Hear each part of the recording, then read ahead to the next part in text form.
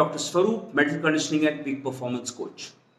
And today we are exploring a very critical question that resonates, I'm sure, deeply within corporate culture. Is being your best version of yourself really achievable, or is it a myth that creates pressure? Because we hear this phrase everywhere, isn't it? Be your best self. Yes, it's meant to inspire, to push us to achieve. But sometimes this idea can create a utopian image of perfection that instead of motivating can lead to self criticism, stress, and even burnout. So today let's look at this concept with real examples and redefine what it really means to push and pursue excellence but without the unnecessary pressure. So, what's this reality behind being your best self? In the corporate world, there's constant pressure to perform, achieve, and exceed expectations. This does create an environment where being your best self feels like a requirement, something you're supposed to strive for every single day. But here's the truth: being at your best isn't something you can sustain at all times. Life isn't linear, isn't it? No one can be at their absolute best every single day. Some days are productive, some are challenging, some projects are great, some create roadblocks. So instead of aiming for a fixed idea of best, it's more realistic to focus on consistent growth. And this shift isn't about lowering standards, it's about achieving sustainable progress that you can build on day in day that feels achievable.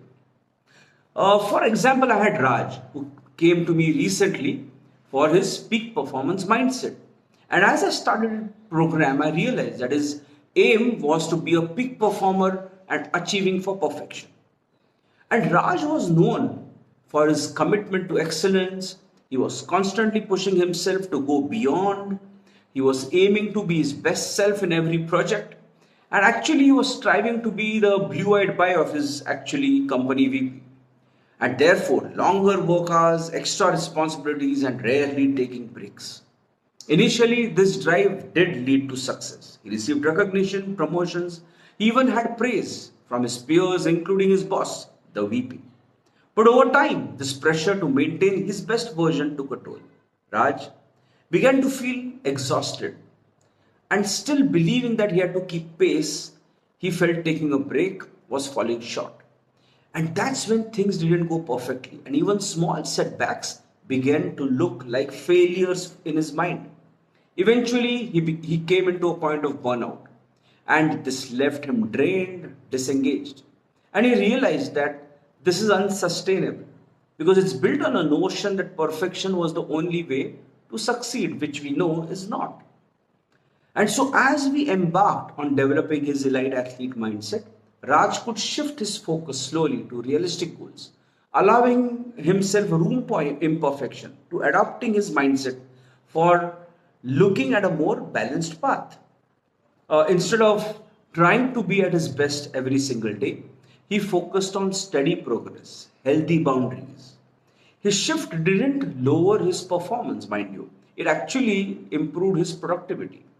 But his well being increased and his quality of work remained high.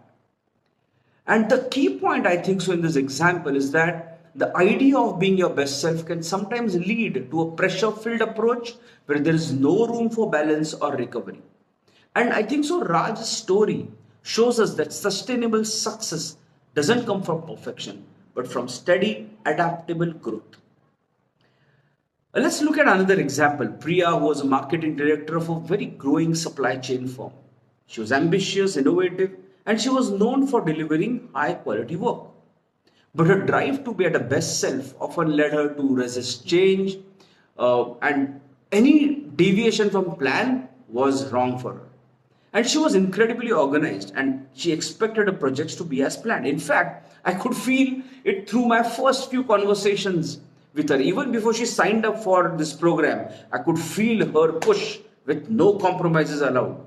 And I wondered if this was happening to me, what must be happening to her colleagues and also probably within a family. And this stress was what developing inside her. And it is to create crazy friction. And in this world of marketing where things change constantly, probably clients change have a shift in perspective, unexpected issues arise, too many agencies hamper timelines, and Priya would find herself overwhelmed wherever her plans needed to be adjusted because this saw that she didn't achieve her best. And this created tension in her team who felt restricted by this need for perfection and this rigid expectations. And Priya was actually in the midst of a project in South Asia when the Ukraine war disrupted the market. And that's the time she came to us for this mindset, elite athlete mindset. And when we developed these tools with her, I think so it forced her to rethink her approach. Priya had no choice, I think so, but she realized she had to pivot. And this experience, though challenging, showed her the importance of adaptability over perfection. By focusing on what could be achieved in that moment rather than sticking to a one single best plan, she found new ways to meet the client's needs. Her team felt empowered to make adjustments, and Priya saw the value in flexible thinking and also a way to do that. And although Priya still continues to set high standards, she now has got a mindset of adaptability. And just like a T20 cricket game, right, it requires tactical adaptability to manage dynamic situations that happen moment by moment. She allowed herself and the team to experiment, knowing that this ability is as valuable as striving for the best. And I think so. The key point in this example is that in a dynamic work environment, striving for the best can limit growth and create stress. And Priya's story illustrates that sometimes being adaptable, learning to work with change is more better than resisting it. So, what does it mean to actually do this? What steps actually can help you go away from being your best self, yet be your best self, right? Not look at yourself as an ideal, unflawed version. And I think so. Real growth happens not by being perfect, but by embracing all these things that are coming around you and building a mindset that's open to progress. And so, if this idea of being your best feels like a burden, I think so it's important to reframe this as a journey than as a destination. And here are some practical takeaways. First, I think so is to set realistic goals.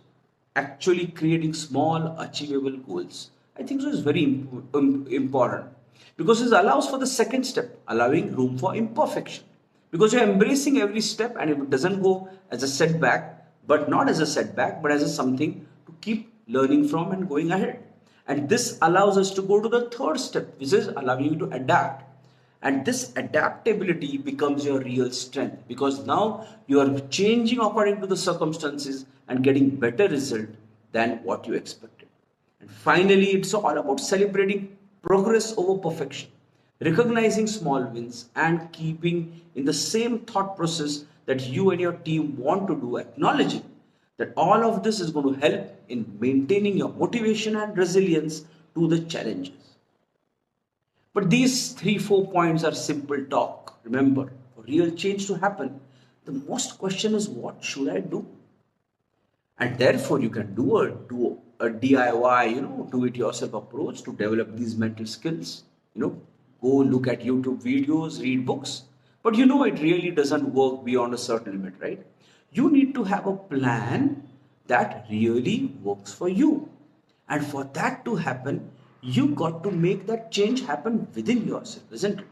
And you might say, okay, going for a detox session, a wellness spa, but they are not solutions, I'm sure. They're just temporary painkillers, right? And the real solution is an inside out approach where you will get to understand your mindset and create a process by which you can actually start changing them day by day till a point it becomes an habit that you are continuously having this mindset of being an elite, successful person, yet being adaptable and being healthy in your mind.